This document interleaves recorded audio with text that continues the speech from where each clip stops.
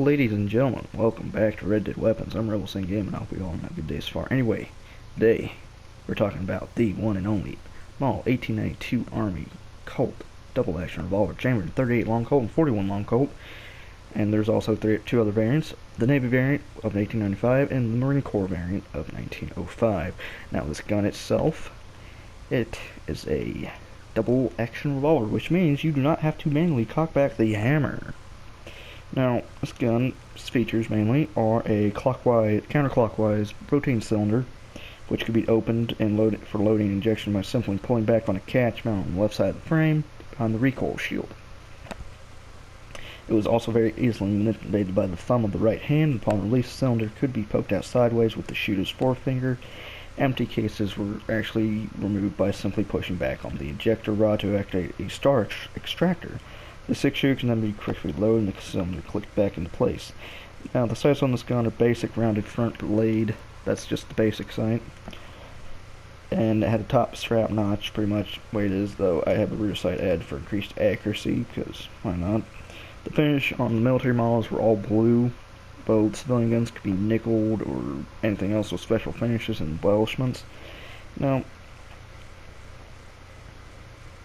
this gun had a very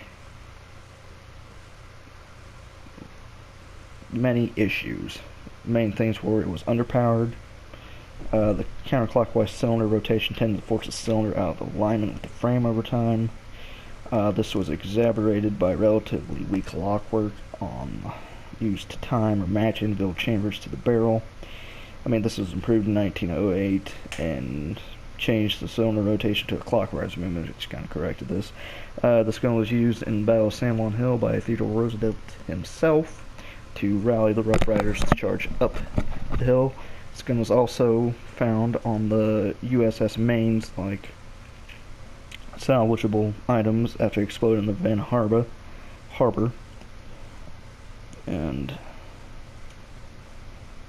the roller, it was considered decent, but the main complaints were mainly through the Filipino-American War, which the gun was 38.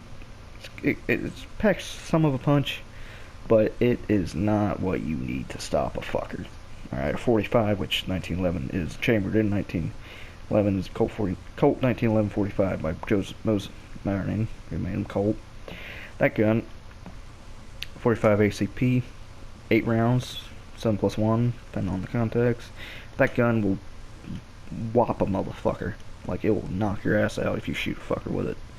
Colt 38 long Colt, though, it didn't really help because the Filipino rebels, they had a fanatical Muslim branch or some shit. Some kind of weird culty Muslim thing there. I'm not trying to be a dick about that.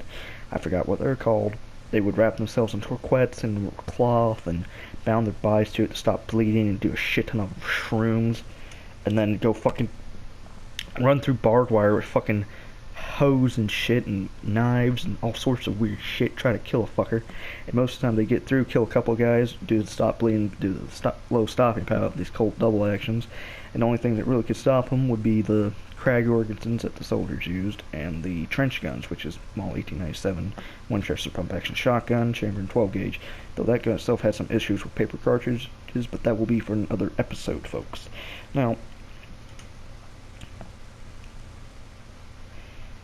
this gun was actually later replaced by revolvers chambered in 45, and this decision of itself, because of the issues had during the Filipino-American War, led to the replacement of the 45 Colt M1909 new service revolver.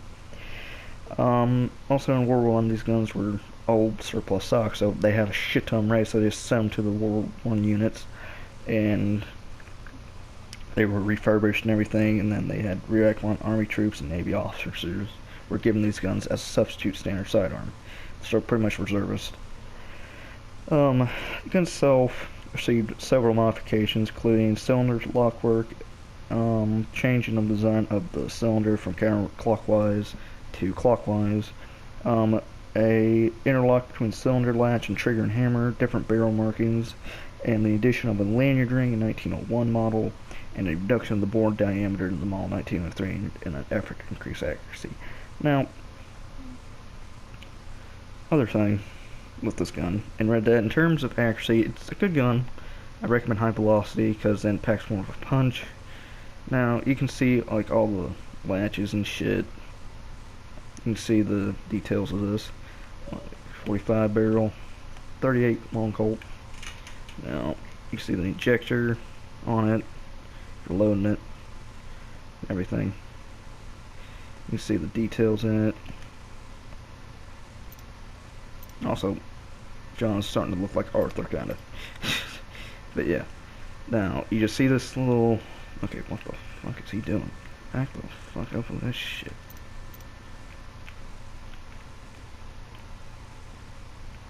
That little...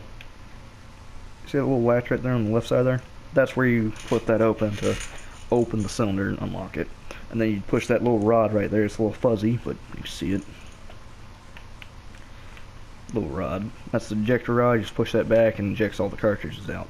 Now, when it comes to using of this, if you do dual wielding of this, like you dual wield this, it's...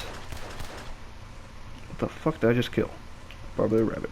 But, yeah, the dual fire rate seems slow. And...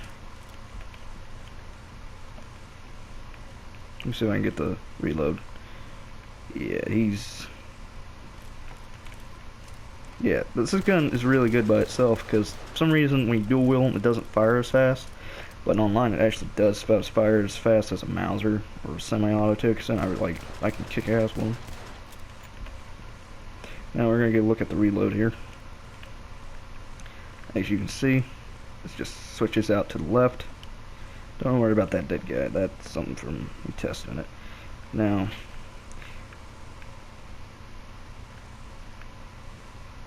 What the fuck? I think that's a bug. That's oh, yeah. Yeah, you can see where the ejector is right there. You just push all that back and push that back and it'll like eject all the cartridges. And that actually swings out with the cylinder and holds the cylinder into place. Now, you can see 6 cylinders, 38. The gun itself usually had a shorter barrel because it's mainly a civilian model sometimes with double actions. And the first game was really OP. But anyway, that right there, folks. Anyway, folks, thanks for watching. That's the double action revolver in Red Dead 2. Look out there and peace.